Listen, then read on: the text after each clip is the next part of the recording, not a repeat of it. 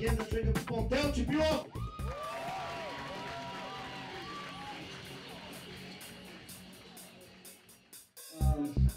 Значи, бира без алкохол, честно казвам, е бира без проблеми.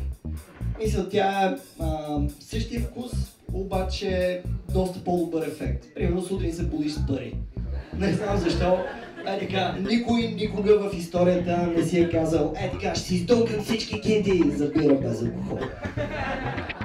Човек не избира комедията. Комедията сама те намира. Като си малък, мечтаеш да си красив, да си силен, да свириш на китара. После порастваш и откриваш, че си просто смешен. Ти най-добре знаеш, че комедите се раждат някакви тъжни неща. Да, аз не знам. Ти си шефа на това.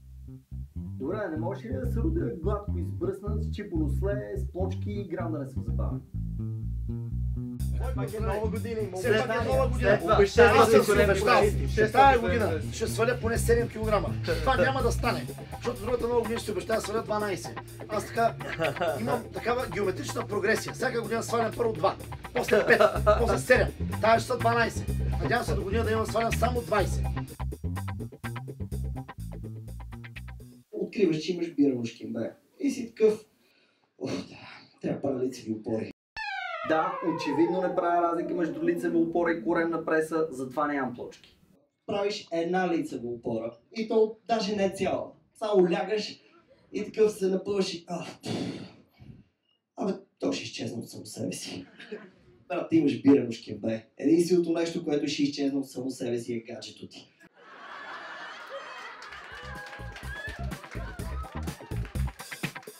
Защото това е стендъпа.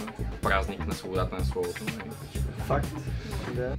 Освен това, също така бира без алкохол на мен поне ми дава една такава увереност в бъдещето, така зареждаме с позитивизъм, защото знам, че каквото и да стане, поне няма да се събуде в изтрезвителното, полицията, в апартамента на Не вдигай 3.